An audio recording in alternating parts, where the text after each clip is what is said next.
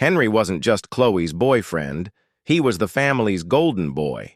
From the moment my sister brought him home for Sunday dinner 2 years ago, he'd slotted into our chaotic, well-meaning family like a missing puzzle piece finally found.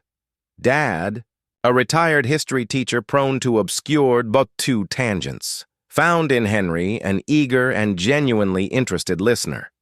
Henry would nod along, ask insightful questions, and even recall details Dad had mentioned months prior, sparking animated debates over roast chicken and mashed potatoes. Mom, whose humor often landed slightly askew, met her match in Henry. He didn't just politely chuckle, he genuinely got her quirks, his warm, crinkly-eyed laughter filling the room, making Mom beam. And me, Sophie, perpetually struggling with a temperamental laptop, Henry became my tech savior, patiently troubleshooting without a hint of the condescending sigh my brother would inevitably offer.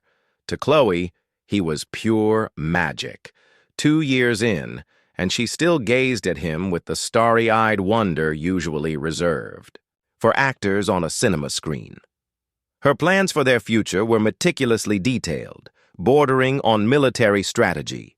Engagement ring styles saved in a secret folder, Pinterest boards overflowing with images of rustic barn venues, wildflower, bouquets, and minimalist table settings. Henry, ever the picture of supportive devotion, would listen intently, that disarmingly handsome smile firmly in place. "Sounds perfect, Chloe," he'd murmur, squeezing her hand, his deep voice resonant and reassuring. "Whatever makes you happy." And he looked the part of the perfect future son-in-law. Broad-shouldered and fit from weekend hikes that Chloe sometimes joined but often opted out of. "Too muddy, darling." He had a perpetually healthy, sun-kissed glow. His eyes, a startlingly clear blue, held a kindness that instantly put people at ease. He worked as a project manager in sustainable architecture, a career that spoke of intelligence, passion, and inherent goodness. He cared about the planet. He wanted to build better spaces. It was impossible not to admire him. He was unfailingly polite, impeccably present. He remembered birthdays, not just Chloe's, but Mom's, Dad's, even Gran's, often arriving with thoughtful gifts or bouquets just because. He endured Chloe's reality TV marathons without complaint, genuinely seeming to engage in her passionate dissections of the contestants' life choices. He was the benchmark against which Mom measured my own perpetually single status. "Why can't you find a Henry?" She'd sigh dramatically, usually after I'd recounted another disastrous date. Someone solid, kind, with a proper job. I adored him too. He felt like the brother I'd never had, easy to talk to, reliable, funny in a dry, understated way. He was family. That's why the tiny, almost imperceptible cracks felt so jarring when I began to notice them. Like spotting a hairline fracture in a beloved, priceless vase under harsh light. You tell yourself it's nothing, just a trick of the angle, a smudge. But the doubt, once seeded, whispers. It started with his eyes. Sometimes, when Chloe gushed about their imaginary future, the 3 kids, 2 boys, 1 girl, obviously, the house with the big oak tree in the backyard, the golden retriever named Scout, a fleeting shadow would pass behind Henry's blue eyes. It wasn't disagreement. It was something deeper, more complex, a kind of distance, a melancholy that vanished almost as soon as it appeared, replaced by his warm smile and a murmured agreement. "Scout's a great name," he'd say, but the sparkle felt momentarily dimmed. Other times, it was a subtle stiffening in his shoulders when Dad clapped him heartily on the back and boomed, "That's my future son-in-law. Gonna make an honest woman of our Chloe soon, eh?" Henry's smile would be tight, his nod slightly forced. "Working on it, Tom," he'd reply, his voice lacking its usual easy confidence. Once, after a particularly boisterous family dinner, I found myself alone with Henry in the kitchen, stacking plates while Chloe and Mom debated the merits of apple pie versus cheesecake in the living room. Henry stood by the sink, staring out the window into the deepening twilight, a dishcloth forgotten in his hand. His expression was profoundly distant, etched with a quiet sadness that felt alien on his usually open face. The carefully constructed persona of the happy boyfriend seemed to have momentarily dissolved. "You okay, Henry?" I'd asked, nudging him gently with my elbow. He'd started, blinking rapidly as if surfacing from deep water. The mask snapped, back into place almost instantly. "Oh, yeah. Fine. Just thinking about a tricky structural issue on the new community center project." He offered the familiar smile, but this time it didn't quite reach his eyes. They remained clouded, preoccupied. "Deadlines, you know?" he added, turning back to the sink with renewed, slightly excessive vigor.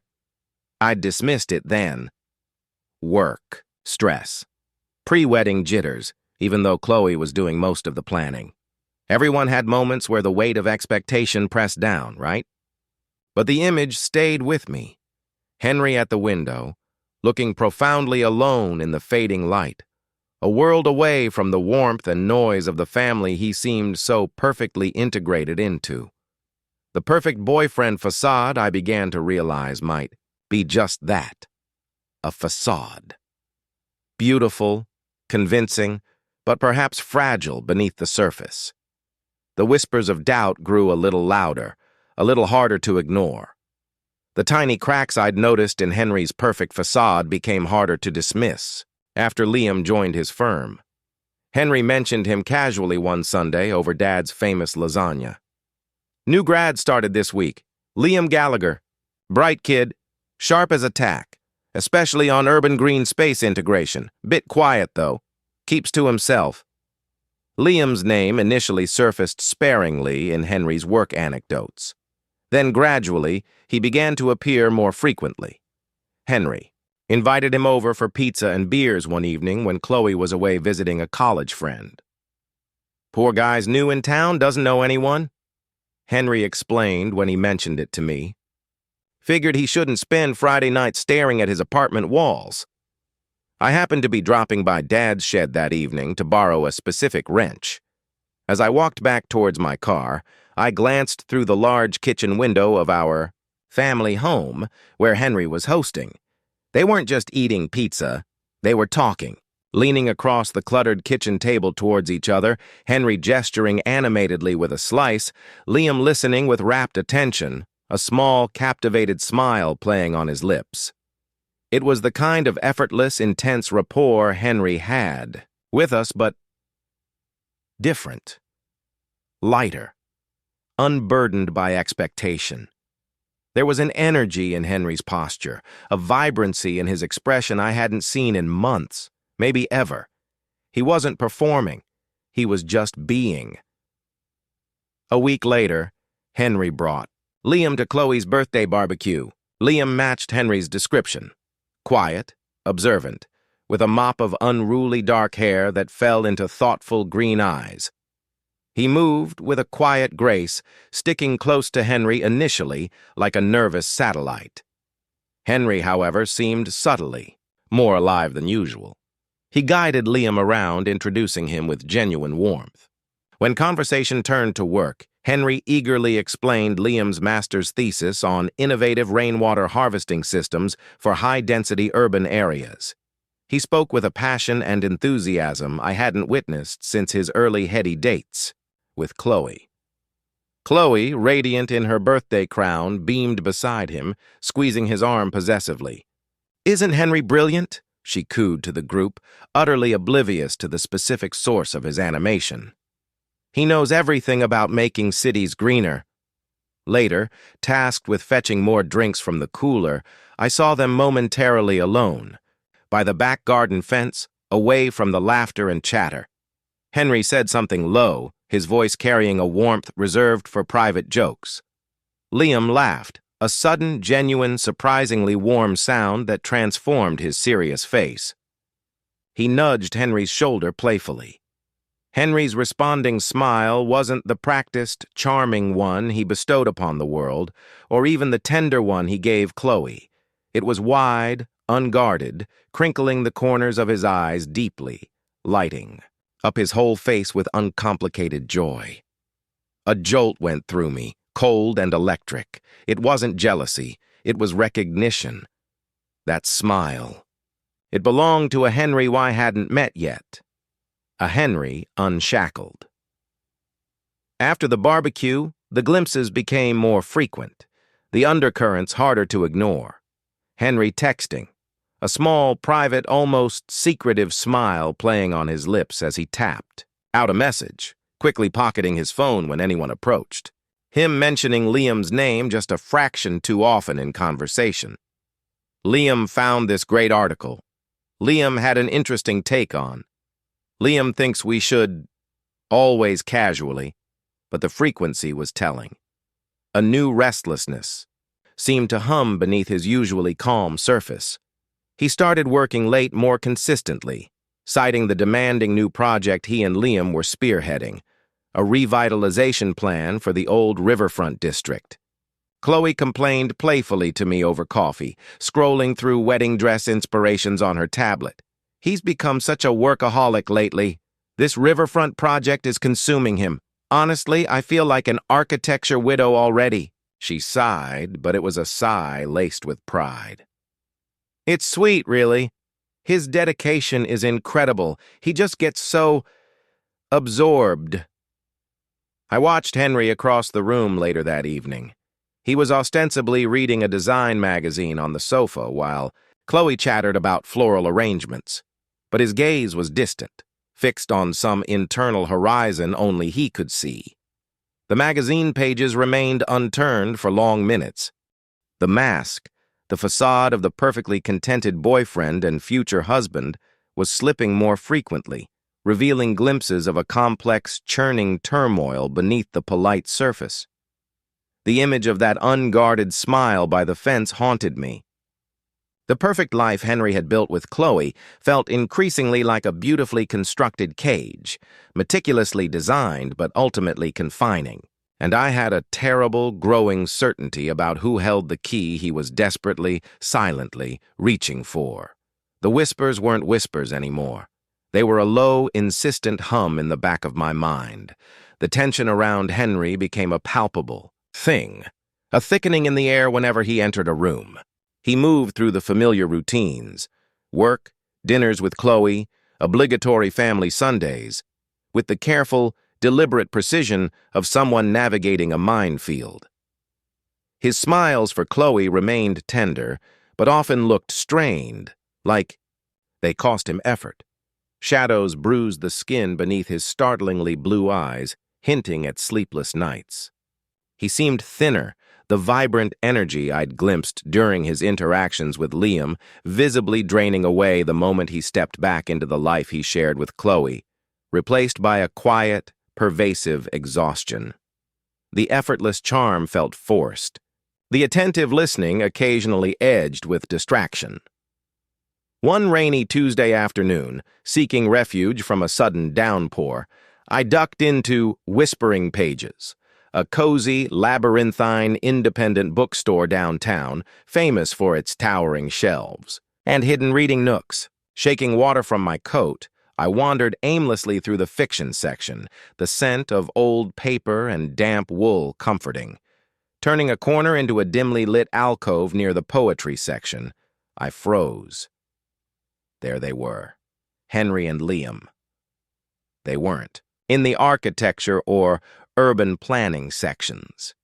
They stood close together in the quiet intimacy of the poetry nook, surrounded by verses of love and longing. They weren't touching, not overtly, no hands clasped, no arms around shoulders. But the space between them crackled with an electric charge that was almost visible. Henry held a slim volume. I couldn't see the title, but his attention wasn't on the words. It was entirely, utterly focused on Liam, who was speaking softly, gesturing with expressive, slender hands, his green eyes intent. Henry's expression, it stole the breath from my lungs. It was raw, unguarded, a tumultuous mixture of yearning, profound tenderness, and a deep, aching anguish that contorted his features. It was the look of someone seeing water after crossing a desert, knowing they couldn't drink. It was the look Chloe dreamed of seeing directed at her, the look she believed she received. It was the look she never truly had. Liam reached out, not to touch Henry directly, but to gently brush his fingers near the book Henry held, perhaps indicating a line. Henry flinched almost imperceptibly, a slight recoil, his gaze instinctively darting around the secluded corner, scanning for observers. That's when his eyes locked onto mine. His face drained of all color, the raw emotion replaced by sheer, unadulterated terror. The book slipped from his nerveless fingers, landing with a soft, definitive thud on the worn carpet. Liam, startled by Henry's reaction, followed his gaze. Confusion flickered across Liam's face, then morphed into dawning alarm as he saw me standing there frozen in the shadows. "Sophie," Henry breathed, the word barely a whisper, ragged with shock and dread.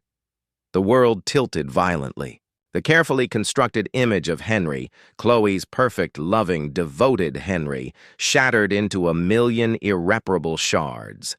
The pieces lay scattered at my feet alongside the fallen book of poetry. My own breath hitched in my throat. I couldn't speak. I couldn't move. I just stared, the only sound the frantic drumming of rain against the bookstore's high windows and the deafening rush of blood in my ears. Henry took a jerky step towards me, hand half raised, then stopped abruptly, his fists clenching at his sides as if physically restraining himself. "Sophie, please," he choked out, his voice thick with desperation, his eyes pleading. Liam looked utterly stricken, pale beneath his dark hair. "Henry, he began, his voice trembling, then trailed off helplessly, his gaze darting between Henry's devastated face and my own stunned silence. He looked young, scared, caught in the devastating crossfire. The raw pain in Henry's eyes was unbearable. It wasn't just the fear of being caught in a compromising situation. It was the profound agony of the lie itself, the crushing, unsustainable weight of the life he'd meticulously built but fundamentally couldn't inhabit. I saw the truth he'd been desperately hiding, not just from Chloe and my family, but perhaps most destructively, from himself. This wasn't malice. It wasn't casual betrayal. It was pure, unadulterated desperation. Without uttering a word, without meeting Henry's pleading gaze again, I turned on unsteady legs and pushed blindly through the crowded shelves towards the entrance. I burst out of whispering pages back into the cold, relentless downpour. The rain soaked me instantly, mirroring the internal deluge, the carefully curated reality of the past 2 years, Chloe's radiant future, Mom and Dad's proud smiles. Henry's easy charm and seeming contentment dissolved into the gray, watery afternoon. It had all been built on quicksand, and I, Sophie, was the only one who knew the ground was about to give way beneath us all. The weight of that knowledge was suffocating. He found me 2 days later. I was in my tiny, neglected backyard, attacking overgrown rose bushes with pruning shears. The initial shock and anger had hardened into a cold, heavy knot in my chest. Anger at the deception, yes, the sheer scale of the lie Chloe was living, but it was overshadowed by a crushing, aching sorrow for my sister's inevitable heartbreak, for the impossible trap Henry had built for himself, for the family harmony that was about to implode. Each snip of the shears was vicious, aimed at the dead wood but fueled by helpless frustration. The rusty gate creaked open. I turned, shears poised mid-air.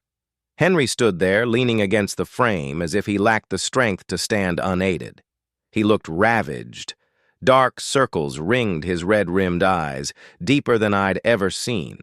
His usually crisp shirt was rumpled, hanging loosely on a frame that seemed to have shed weight alarmingly fast.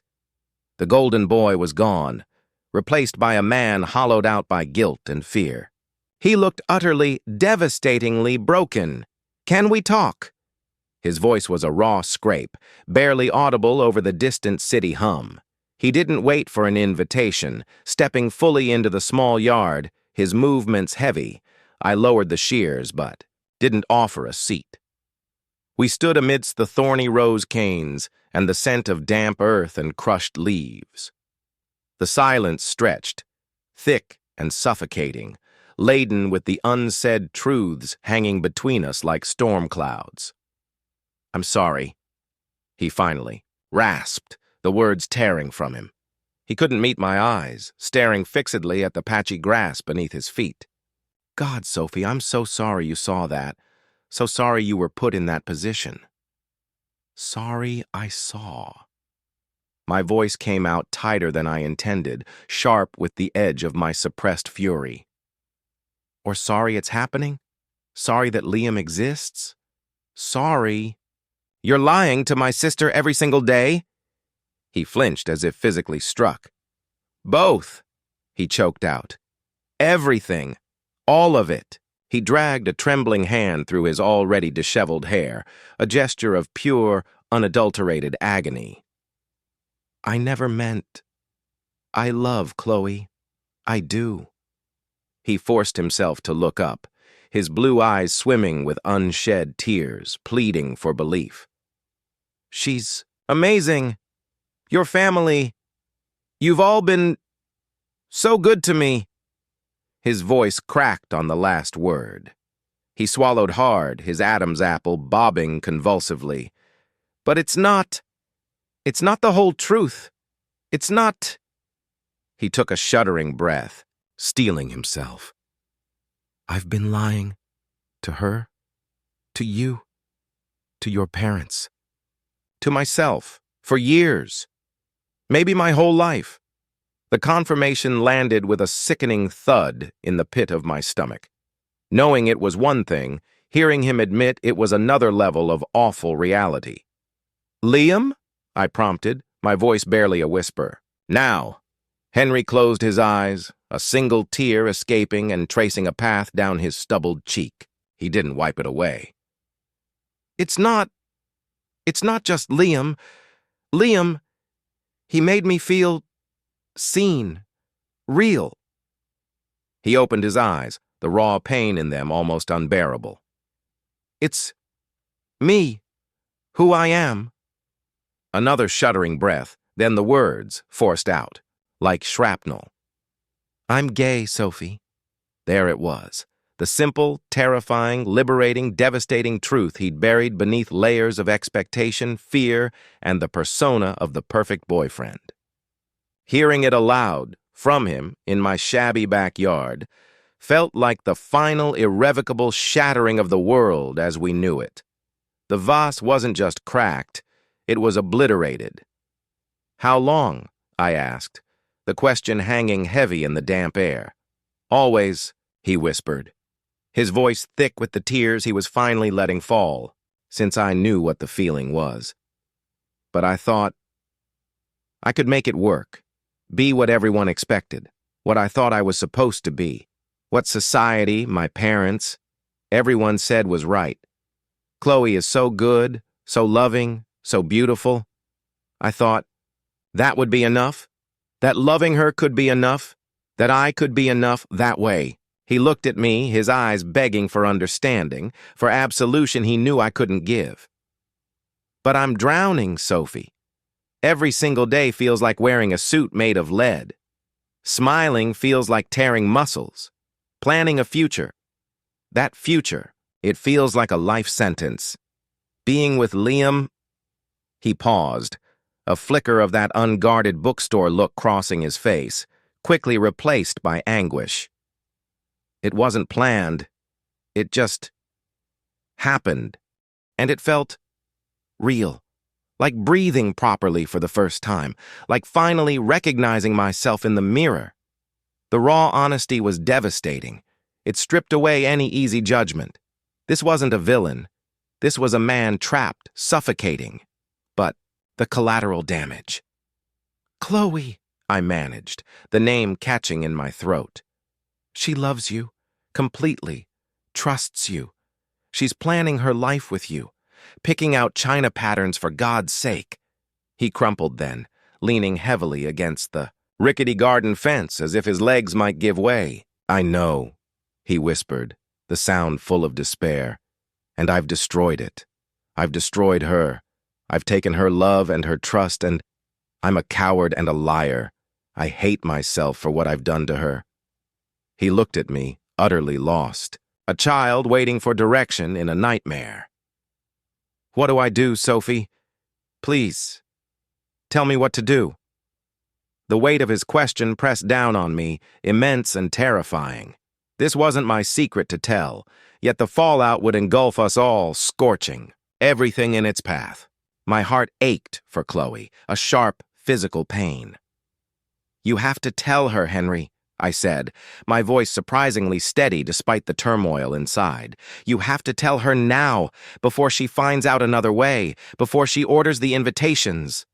Before she puts down another deposit, before she plans one more thing in that future you know you can't give her." I met his terrified gaze. "It's going to destroy her, completely, but it will destroy her less than finding out later or finding out from someone else. Less than walking down the aisle to a lie." He nodded miserably, fresh tears spilling over.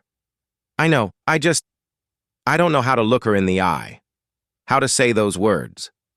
"Neither do I admitted, the image of Chloe's trusting face flashing before me, twisting the knife of guilt and sorrow. "But you have to. For her sake. For yours.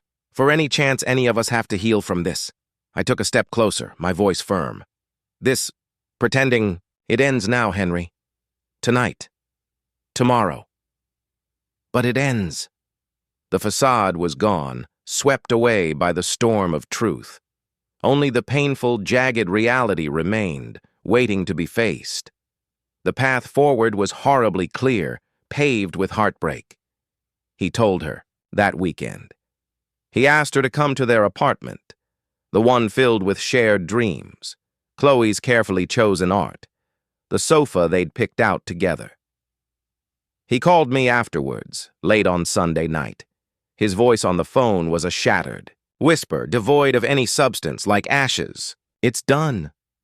He didn't elaborate. He didn't give details of the tears, the accusations, the incomprehension. He simply conveyed the hollow, echoing aftermath before the line went dead. Chloe came home. Not to the apartment, but to Mom and Dad's, to me. She arrived in the middle of the night, her key scraping in the lock. I was waiting up, unable to sleep. She looked like a ghost. Her face, usually so animated and full of color, was parchment white. Her eyes, always bright and lively, were cavernous, red-raw, and utterly empty. She didn't scream. She didn't rage. She didn't say a word. She simply walked into the living room, dropped her purse on the floor, and crumpled onto the sofa, curling into herself like a wounded animal. Silent tears streamed down her face, soaking the cushion she clutched to her chest. Mom, woken by the noise, hovered in the doorway in her robe, her face a mask of bewildered terror. Dad followed, his expression thunderous, demanding answers. Chloe couldn't give. "What happened? What did he do?" he kept asking, his voice rising with each unanswered question. "Did he hurt you? Sophie? What's going on?" Chloe remained mute, lost in a sea of silent devastation. Hours crawled by. Finally, as dawn tinged the sky gray, she spoke, her voice a broken, rusted thing, barely audible. "He's gay." The two words hung in the air of the suddenly silent living room, stark, brutal, and utterly incomprehensible to my parents. Mom gasped, her hand flying to her mouth, eyes wide with shock. Dad stopped his pacing abruptly, stunned into silence. The anger visibly drained from him, replaced by profound confusion, a dawning, helpless pity, and a crushing disappointment that sagged his shoulders. The following days were a blur of quiet, profound agony. Chloe moved through the house like a sleepwalker, a numb shell of her vibrant self. She functioned with terrifying mechanical calmness. She methodically canceled vendors, The florist, the band, the caterer, her voice devoid of all emotion, a flat monotone that was worse than any scream. She packed Henry's things that he'd left behind in the apartment, boxing them meticulously, folding shirts with robotic precision. She took down the framed photos of them together, stacking them face down in a drawer. The Chloe who planned with spreadsheets, who laughed loudly, who loved fiercely, was gone, buried under an avalanche of betrayal. I became her silent shadow, the only one she allowed near her in the depths of her grief. Late at night, curled on my bed like we were kids again, she'd sometimes talk, not about Henry specifically, but about the shattering of her reality. "How could he not know?" she whispered one night, staring blankly at the ceiling. "How could he let me love him like that? Let me build everything? Our whole future? Was it all just a performance?" The pain wasn't just about the relationship ending. It was about the fundamental lie that underpinned every touch, every promise, every shared dream. It poisoned every cherished memory, making them suspect, tainted. Did he ever really love me? The question hung in the dark, unanswered, unanswerable. Henry disappeared. He resigned abruptly from his firm, citing personal reasons. Liam, I heard through a vague mutual acquaintance, had accepted a job offer overseas almost immediately. Whether coincidence or consequence, I didn't know. Henry sent one brief, agonized email to Chloe, full of apologies he knew were woefully inadequate, taking all the blame, expressing self-loathing, wishing her a happiness he knew he'd destroyed. He didn't try to contact me or my parents. He simply vanished from the life he'd meticulously constructed and then, inevitably, imploded. The golden boy was gone, leaving only wreckage. Weeks bled into months.